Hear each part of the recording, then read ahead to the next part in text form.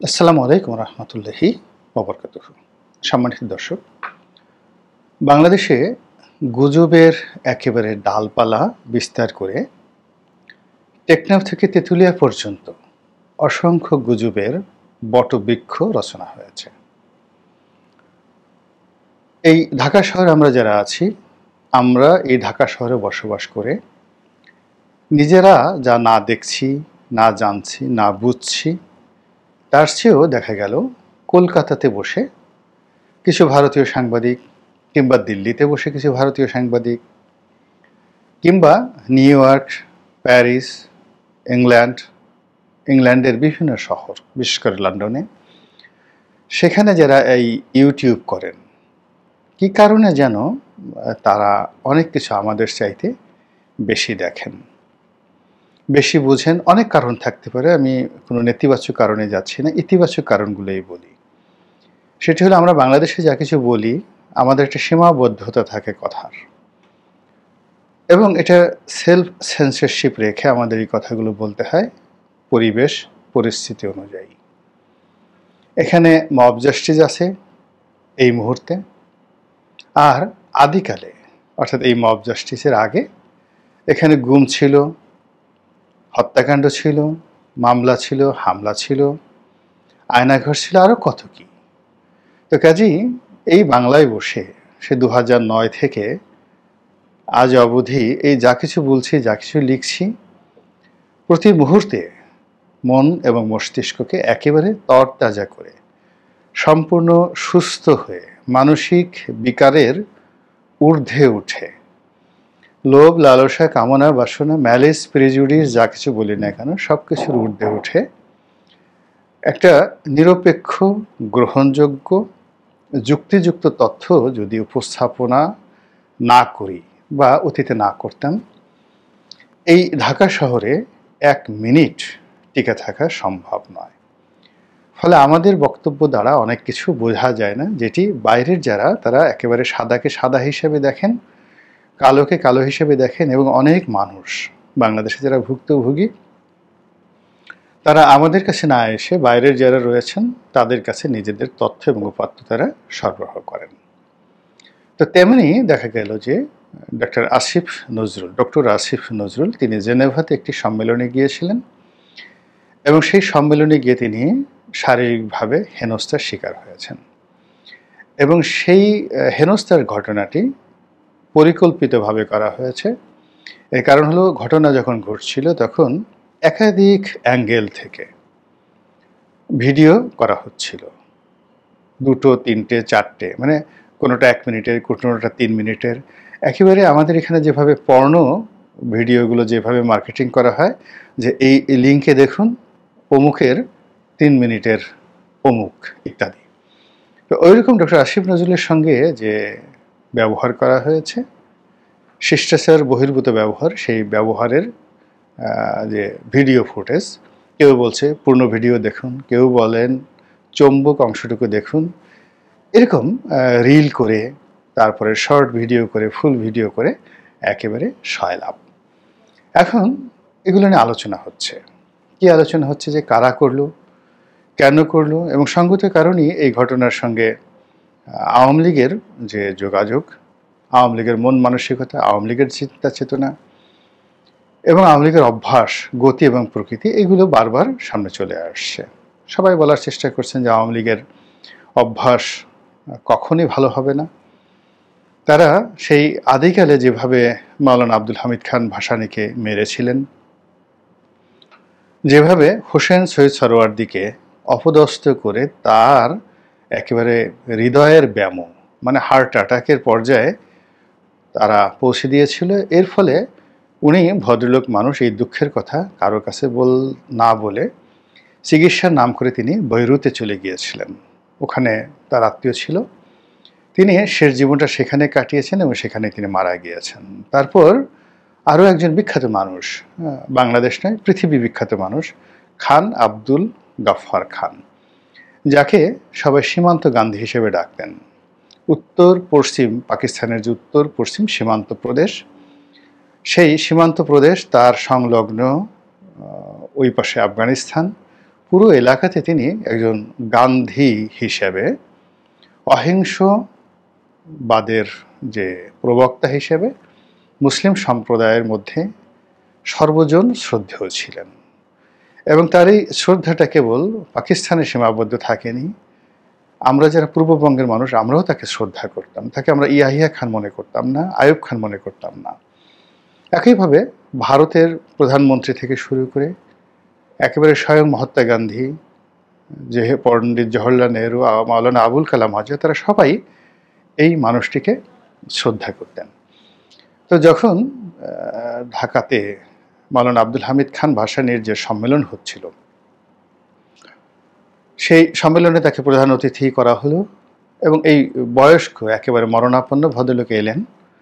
আসার পর তার উপর আওয়ামী লীগের লোকজন হামলা করলো, তছনছ করে দিল, পণ্ড করে দিল। এবং তিনি ভয়ে সেই যে সিনেমা হলে, পুরনো ঢাকার যে সিনেমা হল, সেই সিনেমা হলের যে সিট রয়েছে, প্রাণ ভয়ে সেই বসার সিটের মধ্যে তিনি পালিয়েছিলেন। তা আপনারা যারা সিনেমা হলে দেখেছেন, সেখানে এই বসার সিটে নিচে পালাতে হলে একজন বয়স্ক মানুষ, তার বয়স যদি 80 বছর হয়, কি পরিমাণ কষ্ট এবং কসরত করে তাকে সেখানে প্রাণ ভয়ে পালাতে হয়েছে, যিনি সারা জীবন অহিংসার বাণী ছড়িয়েছেন। তো এই কথাগুলো উদাহরণ হিসেবে আওয়ামী যারা বিরোধী যারা লোকজন রয়েছেন, তারা এখন মুখে 10টা মাইক লাগিয়ে দেশে বিদেশে নানাভাবে প্রচার করছেন এই ডক্টর আসিফ নজরুলের এই ঘটনা ঘটানোর পর। তো এখন এই ঘটনা আওয়ামী লীগ কি দলগতভাবে ঘটিয়েছে, নাকি অতি উৎসাহী হয়ে কেউ ঘটিয়েছেন আওয়ামী লীগের লোকজন, তা তো অবশ্যই। কিন্তু তারা কারো দ্বারা ইনস্ট্রাক্টেড হননি, কিংবা কারো দ্বারা অনুপ্রাণিত হননি। তারা নিজেরাই হয়তো এই কাজটি করেছেন নিজেদেরকে আরও একটু লাইমলাইটে আনার জন্য, বা প্রধানমন্ত্রী থেকে শুরু করে আওয়ামী লীগ যারা নেতৃবৃন্দ রয়েছেন, তাদের সাবেক প্রধানমন্ত্রী শেখ হাসিনার কাছে নিজেদের নম্বর বাড়ানোর জন্য হয়তো এই কাজ করেছেন, বা এমনি আওয়ামী লীগের যারা দল করেন আমাদের দেশে সেই দীর্ঘদিন থেকে যেটা হয়ে আসছে, যে স্বয়ং যখন শেখ হাসিনা প্রধানমন্ত্রী ছিলেন, তিনি যে কয়বারই বিদেশে গিয়েছেন, প্রায় সব শহরেই বিএনপি এবং জামাতের লোকজন তাকে অপদস্থ করার জন্য করেনি এহেন কর্ম নেই। তো যেহেতু তিনি প্রধানমন্ত্রীর প্রোটোকল পেতেন, এই জন্য আসিফ নজরুলের মতো তিনি লাঞ্ছিত এবং অপমানিত হননি, কিন্তু আলটিমেটলি তার সঙ্গে করা হয়েছে। আবার আওয়ামী লীগের যারা অন্য মন্ত্রী ছিলেন, এমপি ছিলেন, তারা ঠিক আসিফ নজরুলের মতো এতটা নিন্দিত ছিলেন না। যেমন সালমান এফ রহমান নিন্দিত ছিলেন, কিন্তু তিনি বিএনপির অনেকের সঙ্গে, জামাতের অনেকের সঙ্গে তার একটা দহরম মহরম সম্পর্ক ছিল। এবং এখন আপনি যেটা দেখতে পাচ্ছেন যে আওয়ামী লীগের অনেক সহায় সম্পত্তি, তারপরে যাকে বলা হয় ব্যবসা বাণিজ্য, এগুলোর পাহারাদার অভাব হয়নি, প্রভাবশালীদের মধ্যে পাহারাদার জুটে গিয়েছে। তো এই কারণে আওয়ামী লীগের কোনো নেতাই দেশের বাইরে গিয়ে ওভাবে লাঞ্ছিত হননি। কিন্তু আসিফ নজরুলের যে বিষয়টি, সেটি হলো তিনি এই বর্তমান উপদেষ্টা পরিষদের মধ্যে সবচেয়ে আলোকিত, সবচেয়ে যাকে বলা হয় আলোচিত, একটা হলো এনলাইটেন্ড অ্যান্ড হ্যাভিলি ডিসকাস্ট ইংরেজিতে যদি বলি, এবং মানুষের ঈর্ষার শিকার। ওই উপদেষ্টা মণ্ডলীদের মধ্যে তিনি ঈর্ষার শিকার বিভিন্ন কারণে। তো এনিওয়ে, তো এই ভদ্রলোক সেই জেনেভাতে গিয়ে যাকে বলা হয় তিনি লাঞ্ছনার শিকার হয়েছেন, এবং এটা নিয়ে এখন পক্ষে বিপক্ষে সবাই হালুম, ধরো ওকে, মারো ওকে। আওয়ামী লীগ যেভাবে আগে কাজ করতেন, অর্থাৎ যারা বিদেশে অপকর্ম করতেন, আওয়ামী লীগের ভাষায় তাদের আত্মীয় স্বজনের উপর হামলা করা হতো, দেশে মামলা করা হতো, ইত্যাদি অনেক কিছু। তো তদ্রূপ ওই যে যারা জেনেভাতে এই ঘটনাগুলো ঘটিয়েছে, তাদের তো আত্মীয় স্বজন বাংলাদেশে আছে, বাড়িঘর আছে, তো সেখানে কেন ভাঙচুর হবে না, সেখানে তাদের আত্মীয় স্বজনের বিরুদ্ধে কেন মামলা হবে না? তো এই যে আওয়ামী ফ্যাসিবাদী যে চরিত্র, এই চরিত্রের মধ্যে বর্তমান যারা আছেন তাদেরকে নেওয়ার জন্য বিভিন্ন মহল থেকে উস্কানি দেওয়া হচ্ছে। তো এখন এখানে আমার একটা ব্যাপার হলো যে ডক্টর মোহাম্মদ ইউনূসের সরকারের যারা কর্তা ব্যক্তি, তাদের প্রতি সঙ্গত কারণে আওয়ামী লীগের সব লোকেরই ক্ষোভ আছে, সেটা একেবারে প্রান্তিক লেভেল থেকে শুরু করে শেখ হাসিনা পর্যন্ত।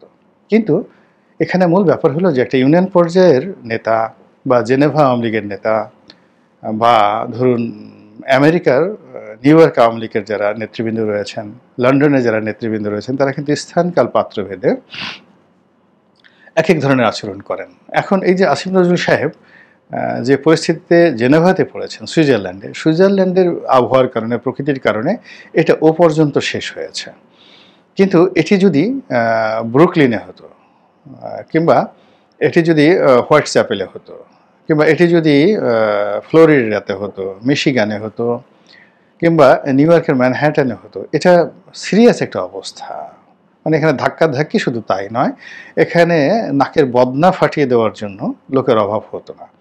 তো এরকম, তো এটা হলো যে পরিবেশ পরিস্থিতি অনুযায়ী হয়। তো জেনেভাতে যেটা হয়েছে, সেটা যারা এই কাণ্ড ঘটেছেন তাদের বক্তব্যটা হলো, ইট ওয়াজ এ ডিসকাশন। আমরা তার সঙ্গে একটা আলাপ আলোচনা করার জন্য চেষ্টা চালাচ্ছিলাম। তিনি আমাদের সঙ্গে বৈঠকে দূতাবাসেও বসেননি, দূতাবাসের বাইরেও বসেনি। পরে লাস্টে আমরা বাধ্য হয়ে এয়ারপোর্টে এসেছি, সেখানেও তিনি আমাদের সঙ্গে খুব উদ্যত আচরণ করছিলেন এবং আলোচনার শুরুতে তিনি আমাদেরকে অ্যাভয়েড করে ভিতরে ঢুকে যেতে চাচ্ছিলেন। আমরা তখন ওই কথাগুলো বলে আমাদের যে বক্তব্য সেখানে আমরা তাকে শুনিয়েছি। তো তিনি ইচ্ছা করেই কথাগুলো বলেছেন যে আমার গায়ে হাত দিচ্ছেন কেন, বা ইত্যাদি ইত্যাদি। তো তাদের বক্তব্য হলো যে এখানে মূল ব্যাপার হলো যে আমরা যেভাবে কথা বলেছি সেখানে গায়ে হাত দেওয়ার কোনো প্রসঙ্গ আসেনি, বা এটা তিনি যেহেতু অত্যন্ত বুদ্ধিমান মানুষ এবং তিনি জানেন যে এটা নিয়ে প্রচার হবে, প্রোপাগান্ডা হবে, ফলে তিনি সিম্প্যাথি পাওয়ার জন্য এবং এমপ্যাথি পাওয়ার জন্য যা যা করার দরকার সেই কাজগুলো করেছেন। এটা তাদের যারা সেখানে ছিলেন। দ্বিতীয়ত, অনেকে বলার চেষ্টা করেছেন যে এই কাজটি শেখ হাসিনার নির্দেশে হয়েছে। এর কারণ হলো, শেখ হাসিনা বাংলাদেশে একজন ছাত্রলীগের নেতার সঙ্গে যদি কথা বলতে পারেন, তাহলে প্যারিস আওয়ামী লীগের, ইংল্যান্ডের, লন্ডন আওয়ামী লীগের বা জেনেভা আওয়ামী লীগের যারা নেতৃবৃন্দ রয়েছেন তাদের সঙ্গে কথা বলে তিনি এই ধরনের একটা সিন ক্রিয়েট করার জন্য হুকুম দিতেই পারেন, স্বাভাবিক ব্যাপার। এবং তিনি যে সেটি করবেন না তার কোনো নিশ্চয়তা নেই। এর কারণ হলো আমাদের দুই নেত্রী, আপনি দেখেন 11-11 সময় গ্রেপ্তারের আগে আগে বেগম খালেদা জিয়া তিনি উপজেলা পর্যায়ের নেতাদের সঙ্গে কিন্তু টেলিফোনে কথা বলেছেন, নির্দেশনা দিয়েছেন, বা এখন তারেক রহমান সাহেব প্রবাসে থেকেও তিনি ইউনিয়ন পর্যায়ের নেতাদের সঙ্গে কিন্তু কথা বলে তার যে সাংগঠনিক দিকগুলো রাখেন। এই দুটো দলই, এমনকি জামাতেও, মানে জামাতের আমির, বিএনপি তারেক রহমান সাহেব, আওয়ামী লীগের শেখ হাসিনা, এর বাইরে দ্বিতীয় কোনো ব্যক্তির কোনো কর্তৃত্ব নাই এবং লোকজনের মধ্যে গ্রহণযোগ্যতা নেই। এবং লোকজন ওবায়দুল কাদের কী বললেন, মির্জা ফখরুল সাহেব কী বললেন, এর চাইতে যদি তারেক রহমান সাহেব একটু মুখ দিয়ে কথা বলেন বা শেখ হাসিনা বলেন, ওটাকে বেশি গুরুত্ব দিয়ে বিবেচনা করে এবং মিডিয়াগুলো এই কথাগুলো একেবারে লুফে নেয়। এই জন্য শেখ হাসিনা এর আগেও বলেছেন যে আমি ইচ্ছে করে এই কথাগুলো বলি, কেননা আমি না বললে এগুলো মিডিয়াতে আসে না। অনেকে বলেছেন যে আপনি ছোটোখাটো বিষয় এরকম জিনিসগুলো না বললেও তো আপনি পারেন। তো বলে যে এই বিষয়গুলো তো অন্য কেউ বলে মিডিয়াতে আসে না, এই মিডিয়াতে আনার জন্য তিনি এই কথাগুলো বলেন। এটা শেখ হাসিনা নিজের মুখের কথা যখন তিনি প্রধানমন্ত্রী ছিলেন। তো আমার সিক্স সেন্স যেটি বলছে, যেটা শিরোনামে ব্যবহার করেছে, যে যদি শেখ হাসিনা নির্দেশ দিতেন জেনেভাতে আসিফ নজরুলের সঙ্গে এরকম অশোভন আচরণ করার জন্য, সেক্ষেত্রে শেখ হাসিনার ভিতরে যে অ্যারোগেন্সি এবং তার যে অভ্যাস, তিনি প্রথমেই বলতেন যে ডিম মারো, তারপর 2-4টা ধাক্কা করো, ময়লা ঠেলে মারো, 2-4টা ঘুষিও মারো, কাপড় চোপড় টেনে ছিঁড়ে ফেলো। মানে এইগুলোর বাইরে তিনি বলতেন না, এগুলোর বাইরে তিনি বলতেন না। তো যেহেতু এই কাজগুলো তারা করেনি, সেহেতু প্রথম পার্ট যে এই কাজগুলো তারা করেনি, ডিম মারেননি, তারপরে কলার ধরেননি, শার্ট প্যান্ট ছিঁড়েননি, হেনস্থা করেননি, ধাক্কা মারেননি। তো ফলে কি হচ্ছে যে ধরে নিয়ে যেতে পারেন যে শেখ হাসিনা তাদেরকে নির্দেশনা দেননি, এক। আবার এটাও ধরে নিতে পারেন যে শেখ হাসিনা নির্দেশ দিয়েছেন, কিন্তু ওই লোকগুলো স্থানীয় আইন কানুনের কারণে, নিজেদের ভদ্রতার কারণে, বোধ বুদ্ধির কারণে তারা ওই পর্যায়ে নামতে পারেননি।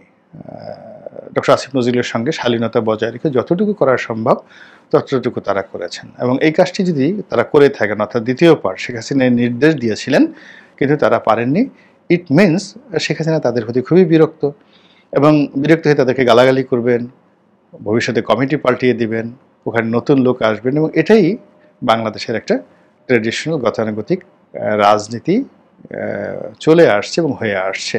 এবং এখন যারা আছেন তারা সব কিছু বুঝেছেন, সব কিছু জেনেছেন, কিন্তু রাজনীতির এই যে নোংরা দিকগুলো সব দলের মধ্যে আছে, এই নোংরা দিকগুলো এখনও তারা আন্দাজ করতে পারেননি যে এটা কত নিম্ন পর্যায়ে যেতে পারে। আল্লাহ আমাদের সবাইকে হিদায়াত দান করুন এবং হেফাজত করুন। আসসালামু আলাইকুম ওয়া রাহমাতুল্লাহি ওয়া বারাকাতুহু।